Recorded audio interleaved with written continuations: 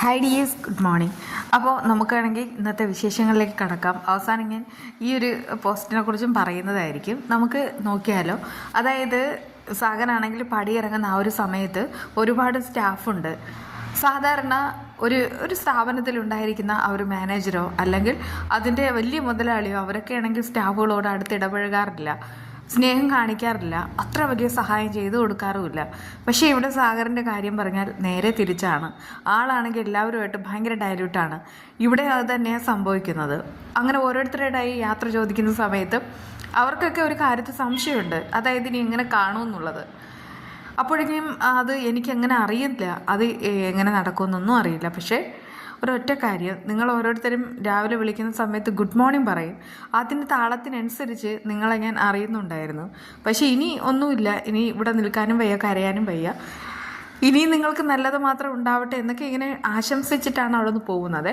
ആ സമയത്ത് അവിടെ ഉണ്ടായിരുന്ന എല്ലാവരും നിറ കണ്ണുകളോടുകൂടെ നോക്കി നിൽക്കുന്നു.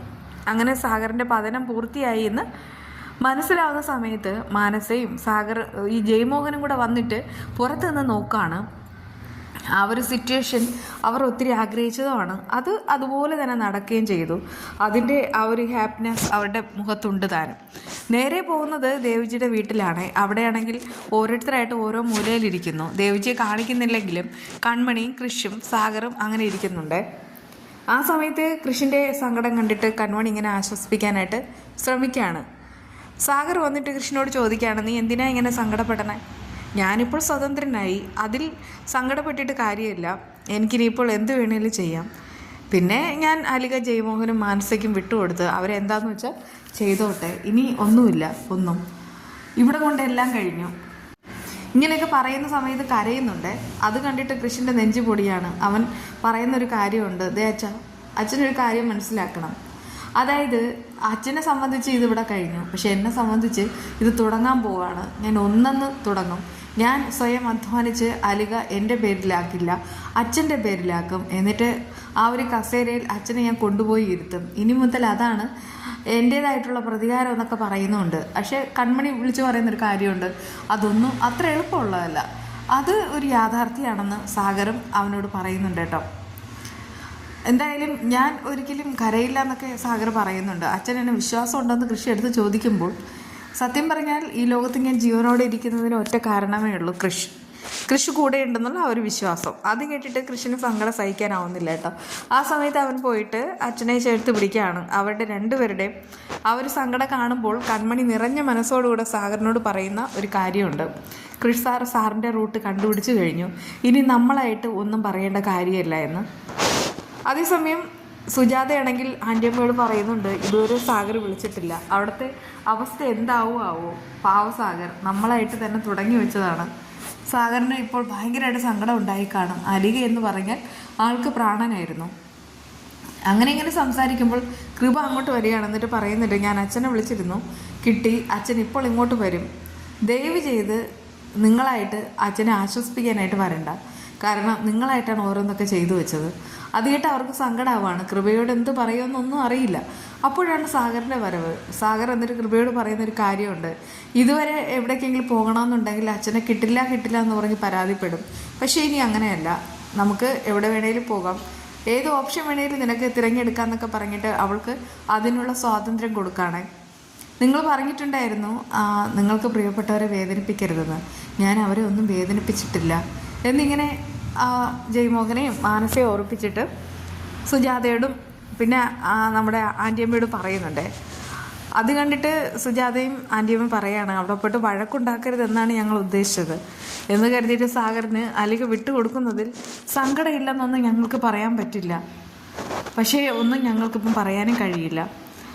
മോളെ അരമണിക്കൂർ കഴിഞ്ഞിട്ട് മോള് വിളിക്കണേ, അച്ഛനൊന്ന് പോയി കിടക്കട്ടെ, ഒന്ന് ഉറങ്ങി എഴുന്നേൽക്കുമ്പോൾ ഫ്രഷ് ആയിട്ടുള്ള എന്തെങ്കിലും ചിത്ത കിട്ടിയാലോ എന്നൊക്കെ സാഗർ ഇങ്ങനെ കൃപയോട് പറയുന്നുണ്ട് കേട്ടോ. അവൾ പറയുന്നുണ്ട് ധൈര്യമായിട്ട് പോയി കിടന്നോളാം. അങ്ങനെ സാഗർ സങ്കടപ്പെട്ട് മുകളിലേക്ക് പോകുമ്പോൾ കൃപ ഒരു വാണിംഗ് കൊടുക്കുകയാണ്, അച്ഛനൊന്ന് സമാധാനത്തിൽ ഉറങ്ങട്ടെ, നിങ്ങൾ രണ്ടുപേരും കൂടെ സമാധാനം കെടുത്താനായിട്ട് ദയവ് ചെയ്ത് മുകളിലേക്ക് പോകേണ്ട. അപ്പോഴേക്കും അത് കേട്ടിട്ട് അവൾക്ക് അവളോടൊന്നും പറയാനും കഴിയില്ലല്ലോ. അതൊക്കെ ഓർത്തിട്ട് അങ്ങനെ നിൽക്കുകയാണ്. ഇതൊക്കെ കാണുമ്പോൾ എനിക്ക് ഒന്നും സങ്കടം സഹിക്കാൻ വയ്യ. എല്ലാം തുറന്നു പറഞ്ഞാലോ എന്ന് ഓർക്കാണ്. പക്ഷേ തുറന്നു പറഞ്ഞാൽ പിന്നെ അടുത്ത നിമിഷം എന്താ സംഭവിക്കുന്നത് അത് ഓർത്തിട്ട് മാത്രമാണ് എനിക്ക് ടെൻഷനാന്ന് സുജാത പറയുമ്പോൾ നീ വിഷമിക്കാതിരിക്കുന്നൊക്കെ പറഞ്ഞിട്ട് ആൻറ്റിയമ്മ തന്നെ അവളെ ആശ്വസിപ്പിക്കുന്നുണ്ട്. കൺമണിയാണെങ്കിൽ അച്ഛനെ വിളിച്ചിട്ട് പറയുന്നൊരു കാര്യമുണ്ട്. കുറച്ച് ദിവസത്തേക്ക് ഡോക്ടർ പറഞ്ഞത് നന്നായിട്ട് തന്നെ ശ്രദ്ധിക്കണം, കെയർ ചെയ്യണമെന്നാണ്. പക്ഷെ അച്ഛനിങ്ങനെ നടക്കുന്നതൊന്നും ഒട്ടും ശരിയായ നടപടിയല്ല. അതുകൊണ്ട് പറയുന്നത് അനുസരിച്ചാൽ അച്ഛന് കൊള്ളാം. അസുഖം എന്തെങ്കിലും വരുത്തി വെച്ചാൽ പിന്നെ മോളെ മക്കളെ എന്ന് പറഞ്ഞിട്ട് കൊഞ്ചാൻ വന്നാൽ ഞാൻ സഹിക്കില്ലെന്നൊക്കെ പറയുന്നുണ്ട് കേട്ടോ. അപ്പോഴേക്കും കൃഷിൻ്റെ ആ ഒരു സങ്കടം കാണുകയാണ്. ആ സമയത്ത് കൺമണി കൃഷ്ണനോട് ചോദിക്കുന്നുണ്ട്, എന്താ സാറ് വിഷമിക്കാതിരിക്കേ? ഇല്ല കൺമണി, അലിക തകർത്ത അയാളില്ലേ, അയാളുടെ മകളെ ഞാൻ വെറുതെ വിടില്ല. ഇപ്പോൾ തന്നെ ഞാൻ അങ്ങോട്ട് പോവാണ്. 2 എണ്ണത്തിന് തീർത്താൽ അതോടുകൂടെ എല്ലാം കഴിയും.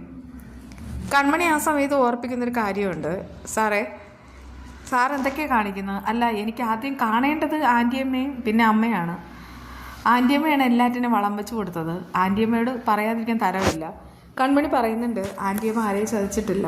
ആൻറ്റിയമ്മ മാനസയോടുള്ള സ്നേഹത്തിലൊന്നും അല്ല എല്ലാം വിട്ടുകൊടുത്തത്. പിന്നെയോ മാനസയുടെ ഭീഷണിയിൽ പേടിച്ചിട്ടാണ്.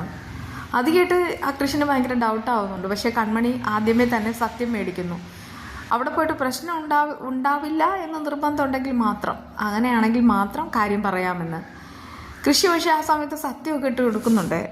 അപ്പോഴേക്കും കൺമണി ആ ഫ്ലാഷ് ബാക്ക് പറയുന്നു. അതായത് കൃപയുടെ വീഡിയോസൊക്കെ ഉള്ള ആ ഒരു ഫ്ലാഷ് ബാക്ക്. ഇതാണ് മാനസ ആൻറ്റിയമ്മയോട് ചെയ്ത വലിയ ചതി. ആ സമയത്ത് കൃഷിന് സഹിക്കാനാവുന്നില്ല. കൃഷി ആണെങ്കിൽ പറയുന്നുണ്ട്, ഓഹോ കൺമണി, ഇത്രയും വലിയൊരു ചതി എൻ്റെ അനുജത്തിയോട് അവർ ചെയ്തിട്ട് നീയാണിത് മൂടി വെച്ചത്.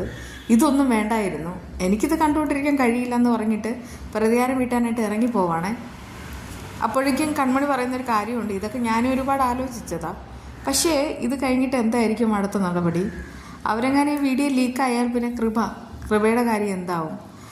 അത് കേട്ട് കൃഷി കരയുന്നുണ്ട്. കൃപ എന്ന് പറഞ്ഞാൽ എനിക്ക് ജീവനാണ്. കൃപ ഓരോ കാര്യത്തിൽ സപ്പോർട്ട് ചെയ്യും. പക്ഷെ കൊച്ചു കുട്ടികളെ പോലെ അവളുടെ കാര്യമാണ് ഇങ്ങനെ ആക്കിയത്.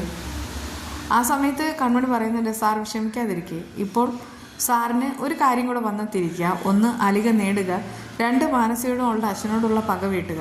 അതൊക്കെ നമുക്ക് നോക്കാം, വെയിറ്റ് ചെയ്യും. അപ്പോഴേക്കും മരിയ എന്ന് പറയുന്ന ആ സ്ത്രീ ഉണ്ടല്ലോ, ആ നേഴ്സ്, അവരാണ് കൺമണിയെ വിളിക്കുകയാണ്. കൺമണി കൃഷ്ണനോട് പറയുന്നുണ്ട്, ആ അമ്മ വിളിക്കുകയാണ്, ഞാനൊന്ന് പോയിട്ട് വരാമെന്നൊക്കെ പറഞ്ഞിട്ട് കൺമണി ഇറങ്ങാൻ പോവാണ് കേട്ടോ. മിക്കവാറും കൃഷ്ണനെയും കൊണ്ട് പോകാനുള്ള ചാൻസ് ഉണ്ട്. എങ്കിൽ പിന്നെ പല സത്യങ്ങളും തുടക്കം കുറിക്കുന്ന ദിവസങ്ങളായിരിക്കും ഇനി വരാൻ പോകുന്നത്. Interesting and thrilling. അപ്പോൾ ഈ വീഡിയോയിൽ കാണിച്ചിട്ടുള്ളത് ഇത് ഒരു ഊണ് പൊതിയാണ് കേട്ടോ. ആദ്യം ചോറും പിന്നീടാണെങ്കിൽ ഓംലെറ്റും വെച്ചിട്ടുണ്ട്. അതിനുശേഷം 3 കവറുകളിലായിട്ട് സാമ്പാറും പിന്നെ ഒരു മെഴുക്ക് പുരട്ടിയും പിന്നെ ഒരു അവിയലും. ഇവിടെ അവിയലെന്ന് പറഞ്ഞാൽ ആഘോഷമാണ്. ഊണിന് അവിയൽ വേണം. അവിയൽ നല്ലതല്ലേ, എല്ലാ പച്ചക്കറിയും കൂടെ ഒരുമിച്ച് കൂട്ടുന്നത് അവിയൽ. അങ്ങനെ അതുകൂടെ വച്ചിട്ടുണ്ട് കേട്ടോ. അതാണ് വീഡിയോസിലുള്ളത്. വീണ്ടും കാണാം.